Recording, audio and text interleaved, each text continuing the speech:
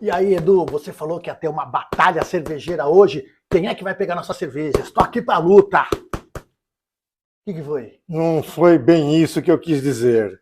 O que você quis dizer? A batalha cervejeira não tinha nada a ver com isso. É uma batalha judicial Entre qual cerveja? entre a Budweiser e as cervejas tchecas. Então a gente vai tomar elas agora. Só depois da vinheta. Ah, toda hora isso, seu filho da mãe.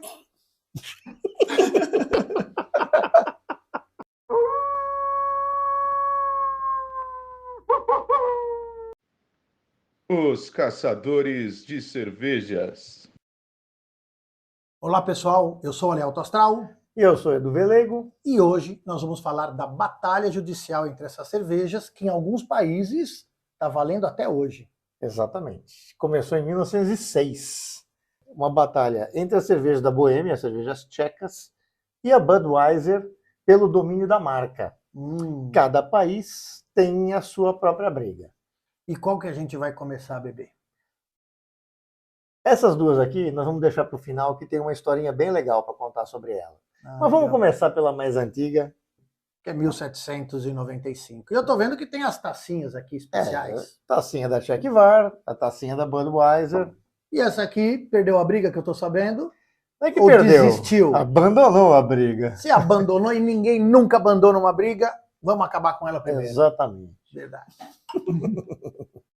A 1795, que é como se chama hoje, era de uma cervejaria pública, estatal, e eles foram os primeiros a chamar essa cerveja, que é uma Bohemian Lager, de Budweiser. Porque Budweiser significa natural de Budvar.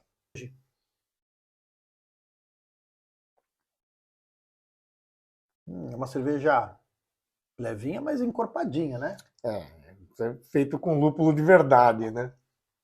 Mas as cervejas de lá sempre são uma qualidade excelente.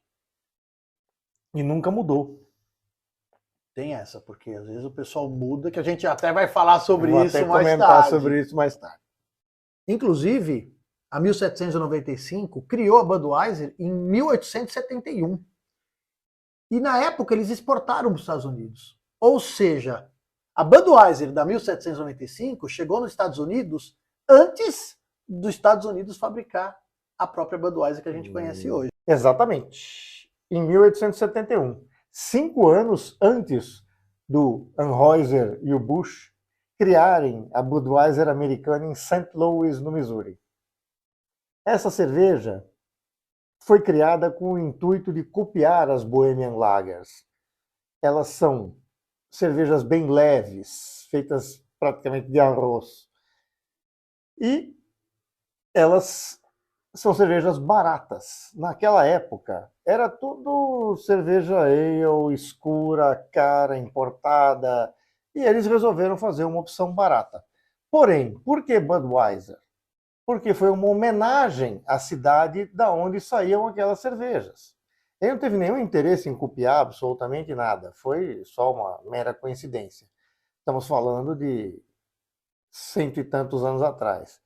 Então, ele criou, porque a cidade se chamava Česká Budějovice. Ninguém ia conseguir pronunciar isso na Alemanha ou na Inglaterra. Então, ele resolveu chamar de Budweiser. E isso acabou celebrizando o nome.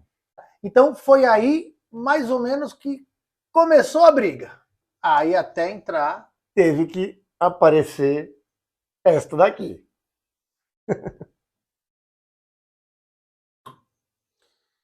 E Edu, Czechvar, na época também tinha o nome de Budweiser.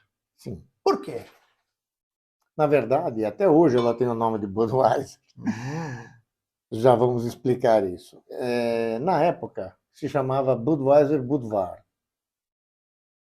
Porque é da região. Budweiser é natural de Budvar, que é onde está a cidade Česká Budějovice.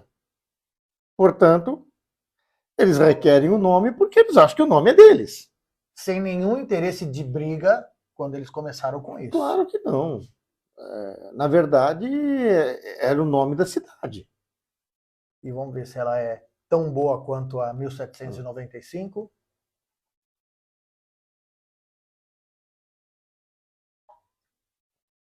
Achei essa um pouquinho mais amarguinha só. E um pouco mais encorpada, mas é mesmo estilo. Exatamente a mesma coisa, para minha opinião. Edu, Eu acho melhor. eu gostei mais. Eu achei ela um pouco mais, vamos dizer assim, sofisticada um pouquinho. É. E vamos lá, então. Quem chama Budweiser onde atualmente? Com o processo, alguns países, e principalmente as Américas, acabaram adotando a americana Budweiser e a República Tcheca exporta esta daqui como Czech Var. Mas na maioria dos países europeus, a Czech Var ainda se chama Budweiser Budvar. E essa vai se chamar lá como? Eles chamam de Bud. De Bud. Ficou só Um Bud. apelido carinhoso. Foi um apelidinho. Na verdade, eu acho que foi mais uma pilantragem para conseguir manter o nome. Para não tirar Entende? totalmente. Lembre-se que eles são uma empresa que tem uma produção apenas 270 vezes maior do que esta. Muito mais potência de mercado do que essa. Você vai brigar com quantos advogados eles vão ter que brigar? Só que a briga está durando desde 1906. Em 1918, essa daqui desistiu. E começou a chamar 1795. Que foi o ano da fundação, deu o nome em 1795 e largou mão da briga. Só para entender, essa 1795 é 1795 no mundo inteiro. No mundo inteiro. Porque eles resolveram parar com essa briga Sim. da Budweiser. Sim.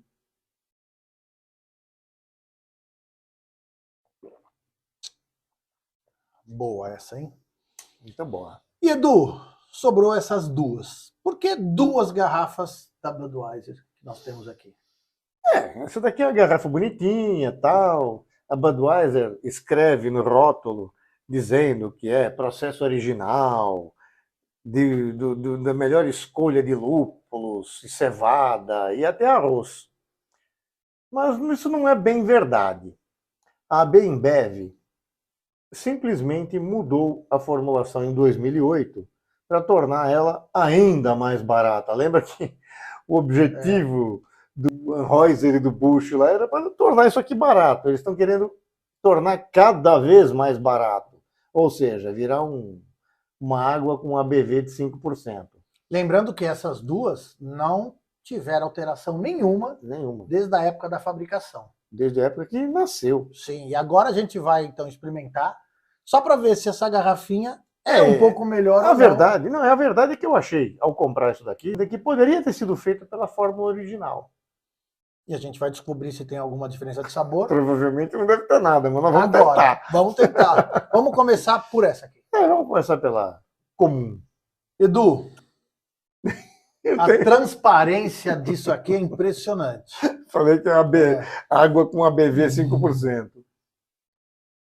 Não tem absolutamente aroma nenhum depois de ter tomado essas duas. E tem uma curiosidade dessa cerveja de uma proibição na Alemanha. Sim, a Alemanha tem a Lei da Pureza da Bavária, de 1516. No começo do século XX, o pessoal simplesmente proibiu a venda disso porque não é água, cevada e lúpulo. Não estava de acordo com a lei da pureza. Cerveja de arroz. Mas até hoje, na minha opinião, devia ser proibido lá. Porque por mais que seja uma cerveja que, vírgula, está no livro das Mil e Uma. É verdade. E esse também está no livro das Mil e Uma. Na verdade, essas cervejas estão, menos a 1795. Exato. Mas talvez muito mais pela história dela e pela briga do que pela própria qualidade. O livro foi escrito por um americano. Claro que ia ter que colocar uma cerveja de alta produção. E vai puxar a brasa para sua sardinha. Ninguém disse que as 1001 cervejas para beber antes de morrer são as melhores do mundo. Sim, simplesmente foram selecionadas e a gente está caçando cada uma delas e cada uma com uma história. A história dessa cerveja é melhor do que a própria cerveja, na minha humilde opinião. Que cerveja? Talvez essa que a gente vai experimentar agora. Bom, Edu, já está servida com a garrafinha de alumínio e na cor não há diferença nenhuma. Nenhuma. Será que no sabor tem alguma Duvido. Só para o pessoal saber, essa aqui é americana É. e essa aqui é fabricada no Brasil. Exato.